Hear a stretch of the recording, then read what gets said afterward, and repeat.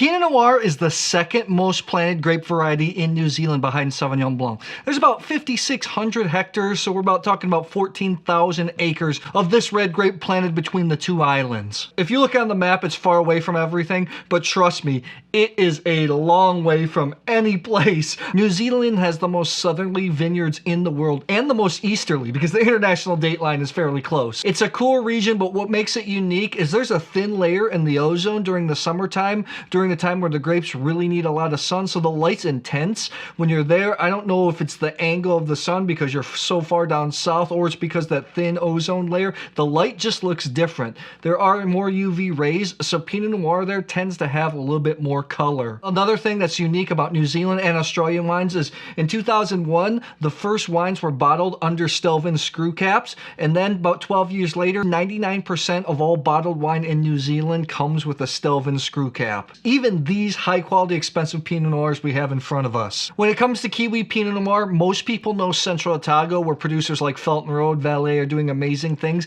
However, it's not my favorite region for Pinot Noir.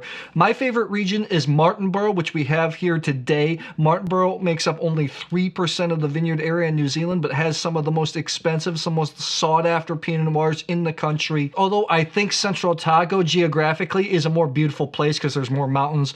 The vineyards are grown on slopes there. Some beautiful lakes like Wanaka is nearby. It's an amazing place. I tend to find the ones in Central Otago are pretty concentrated and fruity. However, the ones in Martinborough, they have tannins that are a little bit more savory. Producers there like Atarangi, Craggy Range, Dry River, Kasuta, Escarpment, and the Martinborough vineyards are crafting beautiful wines. Martinborough's right on the southern tip of the North Island. Right below that, in the southern island, is the famous region of Marlborough where they do grow Pinot Noir, but I have a region that I really love. It's called Canterbury. It's right to the south of that. Central Otago lies actually just to the southwest of Canterbury. The main city there is Christchurch. When I actually visited that city, I thought it was kind of a boring place, to be honest. But anyways, what makes that part of New Zealand so cool is the Southern Alps tower up, and they create a rain shadow for the vineyards. So there's a lot of sun there, and even though New Zealand's a pretty wet place, the region where Pinot Noir there is grown is fairly dry. There's not as many internationally well-known producers of Pinot Noir there as in Martinborough or Central Otago, but I have today my favorite one. I remember the first time I traveled around the world, I went through New Zealand for 7 weeks. Flight of the Conchords had just come out. They were really popular at the time. And I remember when I got to the country and I actually interacted with all the people, I was like, oh my gosh, this show is so much more funny.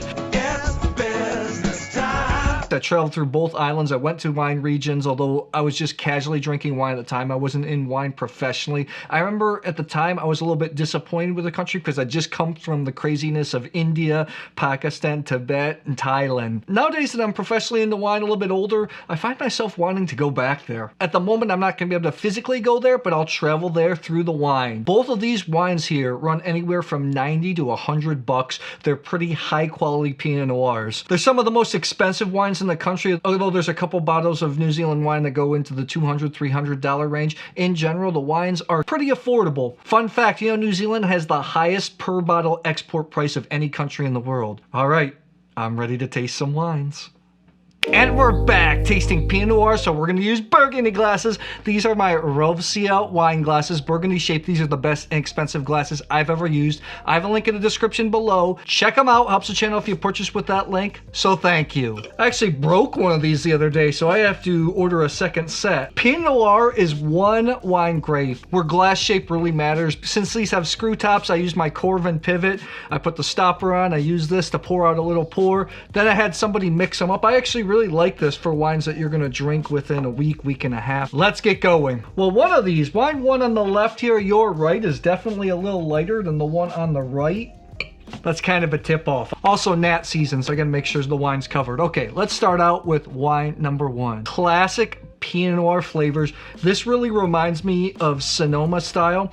The Pinot Noir actually is a little bit darker there in New Zealand, especially those from Central Otago and Martinborough. This just has really perfume-like flavors. It has that kind of Cool Whip, like that vanilla cream, raspberry, strawberry rhubarb. Maybe just a touch of some kind of herb, maybe like a little bit of saginess, not quite as strong as thyme, but it's really pretty, really clean flavors. Just typical Pinot Noir, and it smells, it's explosive. It comes out of the glass. With Pinot Noirs, one of my hot takes is actually sometimes producers try to be overly ambitious with the wine, can choke it out with wood, or maybe they pick too thin, it just becomes too acidic, and then the prices, Pinot Noir are never cheap, especially higher quality ones. I really love to drink Pinot Noir from New Zealand, Australia, California, although the prices are just not super affordable. Nice wine.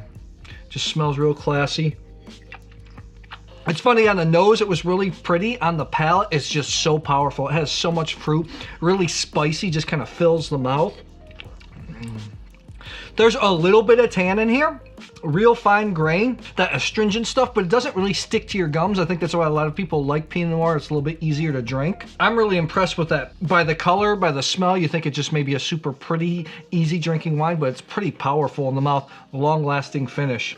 I mean, this is definitely high quality stuff. All right, let's see number 2 here. I did use the Corvin pivot with these with the lights off, so I wouldn't see the color. Although with the darker color, it tips me off that this might be Martinborough. I find the wines there to have a little more color, they have a little more tannin. This is serious stuff. Leather, violets, raspberry, cherry even.